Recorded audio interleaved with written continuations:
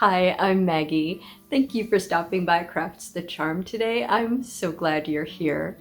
A few years ago, I had red, white, and blue buntings that I used to put out on my porch from Memorial Day through the 4th of July. And I guess they got gross or something because I don't have them anymore, so I must have thrown them away. But it's been a goal of mine to make a new bunting or some new buntings for my front porch. And today I'm going to try to do something a little bit different, but make a bunting that I can put out for Memorial Day. Let's go have some fun. I'm going to make the buntings out of canvas drop cloth and these old jeans that you've seen me use in crafts before. I'm going for a primitive or rustic look. I don't have any fabric that is red that is the same weight as these jeans and this canvas drop cloth, but I really don't want this bunting to be red, white, and blue anyway, because I want to be able to customize it. So the bunting itself is going to be blue, white, and blue.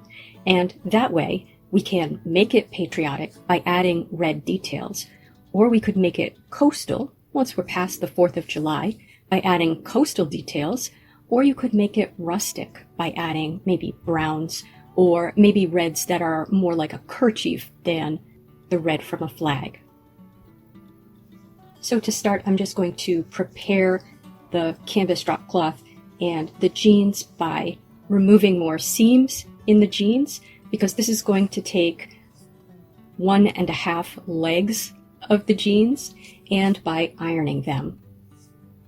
I'm following instructions from the HGTV website, and I will include a link to that here. The instructions didn't work perfectly for me, but you'll see how they did work out, and you'll see where there's a slight error in the instructions. The canvas is going to be my middle piece, and for that I need a piece that is 7 inches by 60 inches. The bottom of the bunting is going to be made of jeans, and for that I need 2 pieces that are 7 inches by 55 inches, but I don't have any 55-inch lengths of the jeans, so instead I'm going to cut 3 pieces that are approximately 36.7 inches long, and that will give me the 110 inches when I piece them together. For the very top, which would be red if we were doing a red, white, and blue bunting, as in the HGTV instructions, I need a piece of the jeans that is 7 inches by 30 inches. And I don't have anything that's 7 inches which doesn't have a seam across it, so I decided to incorporate the seam in, and I cut a piece that runs over the seam that is 7 inches by 30 inches. Now the first step is to gather up one side of that top piece. So I found some blue thread and I gathered the top and I sewed it through by hand. Now to do this, you are definitely going to want a thimble to help you push the needle through the pieces of fabric. And you're going to want to make sure that this is strong, so you might want to go back and forth through it a few times. What I did was I would gather up some pieces and go through them a few times and then gather up the next set of pieces and then connect them together, because I knew I would not be able to push a needle all the way through all of the gathers. And now when I'm done, you'll notice I have something that looks more like a circle than the half circle that we would expect. So I wonder if these instructions were intended for maybe a lighter weight fabric.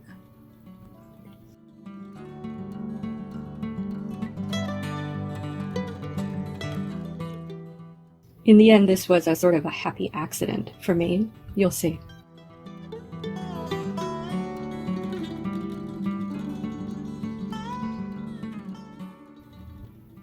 So the next piece of fabric is the white drop cloth.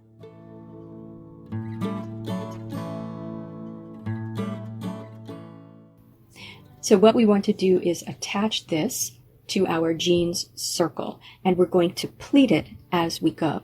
So to ensure that we have a relatively even pleating, what I did was attach it at either end, and then found the middle, attached it in the middle, and then found the middle of that, attached the middle of that. and you want to make sure that you are attaching it so that the right sides are together.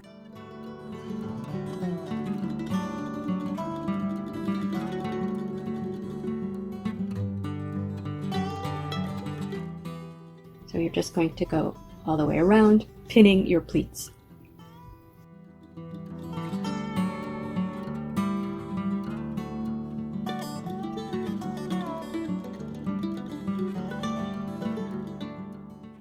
And once you have that all pleated and you're happy with the way it looks, you're just going to sew that on your sewing machine. So I just ran a stitch along that entire pleat and got the two pieces attached. Pretty straightforward.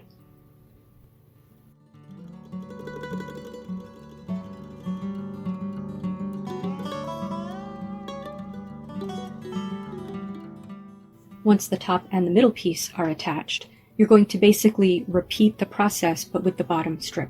But because the bottom strip is in two pieces, if you had fabric that was long enough, 55 inches, or three pieces if you were working from jeans and so you had to cut smaller pieces, in my case about 37 inches for each piece, you're first going to sew those pieces together so that you have one long piece, which is approximately 110 inches long. And once you have that, you're going to do the same process, attach the ends of it to the ends of your white piece, and then attach the middle, and then find the middle of that. And then you're going to go through and pleat it and pin it down.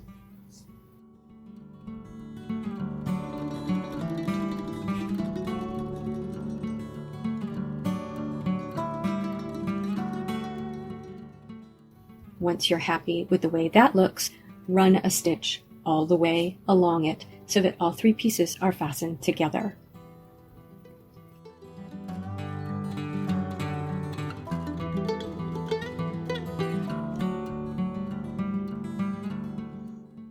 What I realized before I sewed that bottom piece on is that this is really the size of two buntings.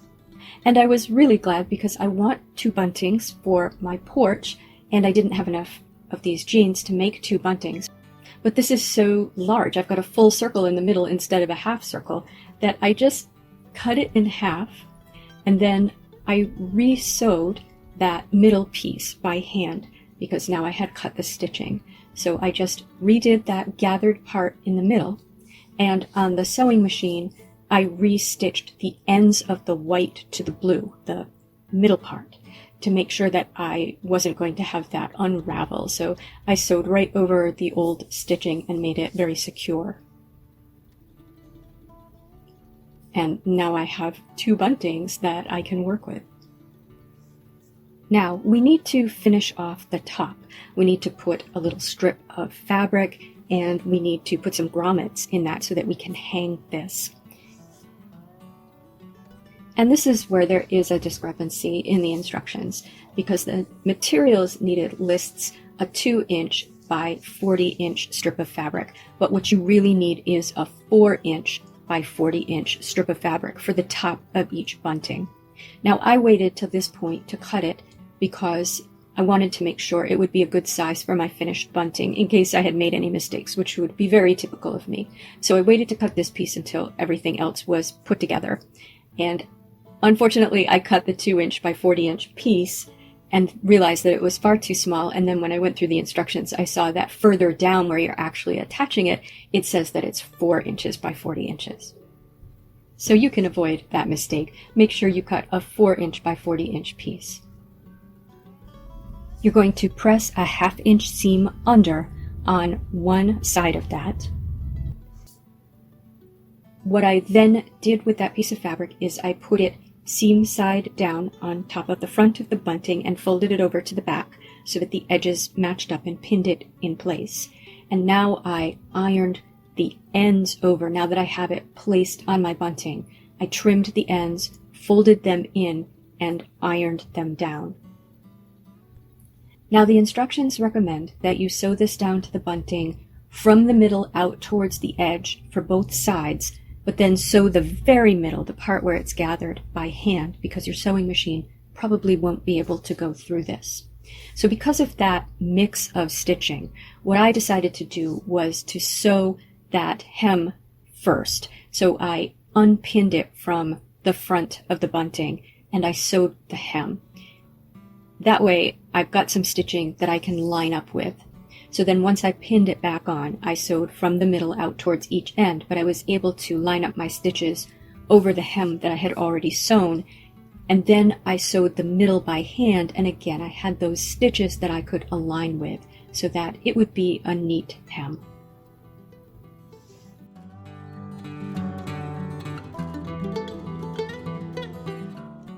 Now the bottom of this is the inner seam of the jeans, and I did this intentionally because I just love that contrast of the dark jeans fabric and the lighter, or worn out jeans fabric that was the outside of the jeans. So I made sure to press that so that it was showing and to get rid of all of the thread that was going through it and trim it. But because it is a raw edge, I wanted to put some sort of fray check on it or something, and the same on the inside of the bunting. The canvas drop cloth really has a tendency to fray. So I thought I would try to use white glue instead of a fray check. And if you're going to put your buntings outside where they're going to get rained on, and they're going to be in a lot of weather, you might want to use something waterproof. I am going to have my buntings outside on my porch, but I'm probably going to cover them or bring them in when it rains because I just think that the fabric could get kind of disgusting if I leave them out in the rain. So I'm not planning to do that. But I did just take some white glue and paint it over the very edge of this on the inside, and then the edge of all of the canvas fabric because it is so prone to fraying. Now, I hope that you have nice grommets that you want to put in the top of your buntings. We need 4 grommets per bunting, and I looked into buying brass grommets because I want this to be something that I can decorate in a coastal way or customize in a coastal way once we're past the 4th of July, and I feel like brass is more of a nautical color. But I don't have any brass grommets, and I didn't want to wait for brass grommets to be delivered, and I didn't really want to pay for them anyway. So I have these silver colored grommets, and they are 3/4 inch grommets. And so I am just going to paint them to look like brass. So you know my painting techniques, it's never just one color. But we're going to start with this folk art metallic in the color bronze metal. And I'm only going to paint the tops of them because that's the only part that you'll see. And I think they look pretty nice, but to me they don't really look like sort of a brass. So now what I'm going to use is this folk art multi-surface in chocolate brown, one of my favorite metallic colors. And I'm going to use this just to dull them up a little bit. So I'm just going to dab this paint over them. And I'm really dry brushing it. I'm putting paint on the brush and then getting a lot off because you can always add more. And here you can see the difference between one that just has one coat of the bronze metal and one that has that, plus has had some of this chocolate brown dabbed over it. And I feel that's a much more realistic looking metal. So for a final step, I did go over them with some matte Mod Podge. But again, if your bunting is going to be outside, you might want to give them some sort of waterproof coating. I'm putting the Mod Podge on because I don't want the paint to get scraped off when I attach these to the bunting because it's not going to be a pretty process. And I was nervous about this step because the buntings came out pretty well and I was a little afraid to cut holes in the top, but I did it. So according to the directions, you're going to put 4 grommets in. You're going to put 1 in 1.5 inches from each end, and you're going to put 1 in 4 inches from the center on each side. So I measured that, and then I cut a little hole with scissors, and I worked the grommet into the hole. I really tried to cut the holes as small as possible and only snip them a little bit more if I could not get the grommet through, because I don't want these to tear around the grommets. Now, if I had a grommet setting tool for this size of grommet, I have lost it. So I have this awkward method of attaching them, and that is I take my grommet, the one that I painted, and that's the one that has the piece that goes through the fabric and is then supposed to be bent over the other piece. So a sort of a collar. And I cut that collar in 4 or 5 places with my aviation snips, so going all the way around.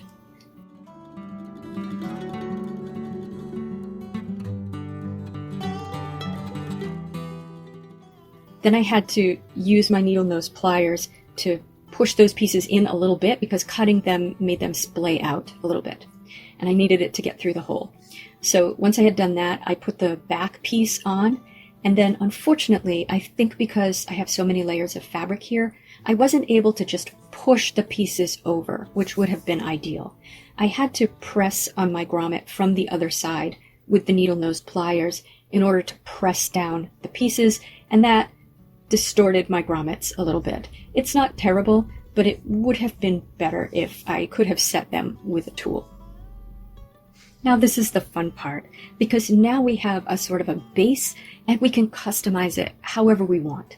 I am going to decorate these right now for Memorial Day through the 4th of July. So I am going to do a red, white, and blue theme with stars.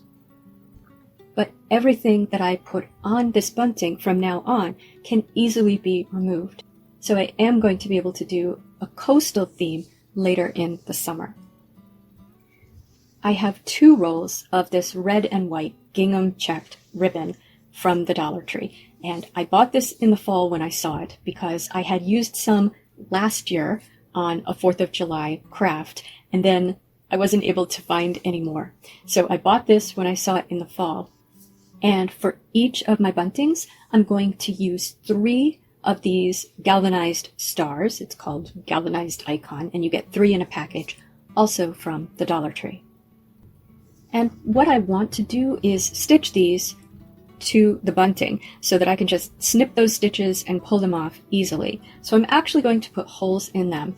And for the first 3, I put holes all the way around, thinking I was going to stitch them down in 5 places, but then I realized that stitching them in 2 places was completely sufficient. So for the second bunting, I only drilled holes in 2 places. So I have a tiny drill bit here. I'm not sure exactly what the size is, but I used a pretty small drill bit, and it did slip around a little bit when I would start a hole. It might be better if you maybe punched a little indentation in at first to put the drill bit in, but as long as I did it slowly and carefully and repositioned if necessary, this worked out just fine, and the drill bit cut through these little stars very easily. Now, I feel that these are too shiny. My vision of this is as a primitive craft, so I want these to look a little bit more aged. So I'm just going to use this Folk Art Home Decor chalk paint in rich black, and I am just going to sort of dry dab this over them. So get some on the brush, get most of it off, and then dab it over. And in places where I was a little too heavy-handed, I just blotted it with a paper towel.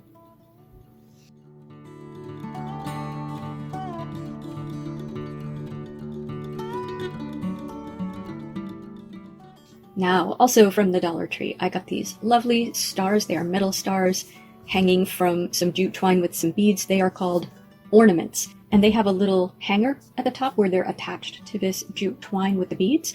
So that's perfect for me for hanging them from the bunting. So the first thing I'm going to do is just untie the knots and remove the beads. Maybe we'll have another craft for those. You can always use beads and twine. I believe that these stars came in red, white, and blue. At the Dollar Tree I visited, there were white stars and there were blue stars, but there were no red stars. And I do want these to be red. So I have this red chalk paint. The color is Imperial. I think I would have preferred a more rustic looking red, and I probably should have mixed some brown paint into this, in addition to what I do to it later. But I think it's okay. You'll see. And you can decide what you think. So at first I thought I would paint it on and let a little bit of the white show through as if it had been worn off, and then I decided that was a bad idea. So I covered them completely with the red paint and let that dry. So then I took my Deco Art Americana in Burnt Umber, and I dry brushed this over. So again, I'm just going for a worn look. I also want it to look very worn along the edges and along the ridges of the stars, and I found it was easier to use a little bit of kitchen sponge to do that. So I dabbed a little bit of a piece of a kitchen sponge in the paint, and then rubbed that along all the edges and along the top of the star on the ridges.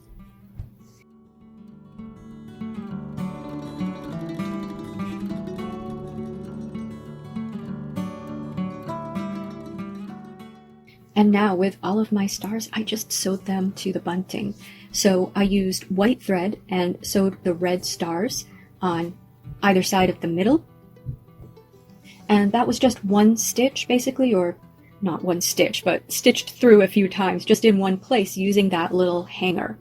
And then for the galvanized stars, I used the blue thread and attached them in 2 places each. And I put those in the middle and then on either side of the red stars.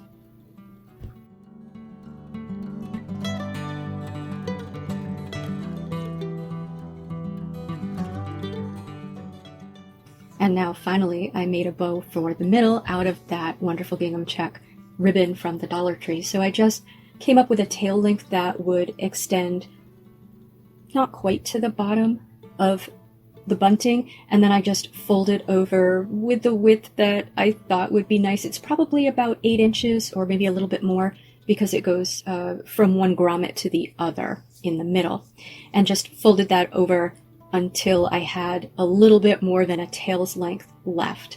And then I pinched the middle together and wrapped that last bit, which is going to be the second tail, around so that both tails would be on the same side, in this case the back of the ribbon. And then I just fluffed it out because it's a wired ribbon, so it's easy to get the bow shaped the way you want.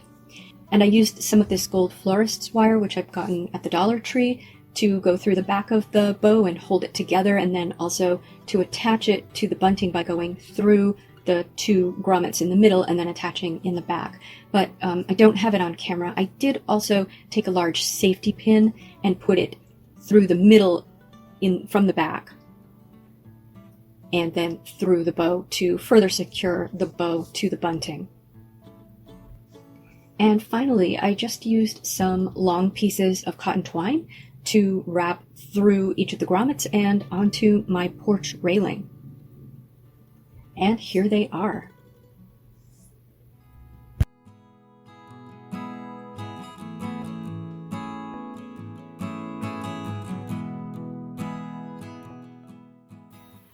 So what did you think of our primitive bunting? I'm so excited to have something to put on my porch again for Memorial Day through the 4th of July. I really enjoyed making them. They were really quite easy to make, and they actually came out okay, and my sewing doesn't always come out okay. So that's how I'm saying I think they're pretty easy to make.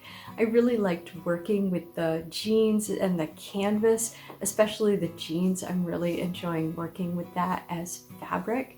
And I'm looking forward to taking off these accessories and redecorating them, probably with some coastal accessories. I would love to know what you would put on them, how you would have decorated them. Please tell me in the comments. If you liked this video, please give it a thumbs up. And if you enjoy this sort of content, please subscribe to Crafts the Charm. Thank you for spending time with me today. Take care.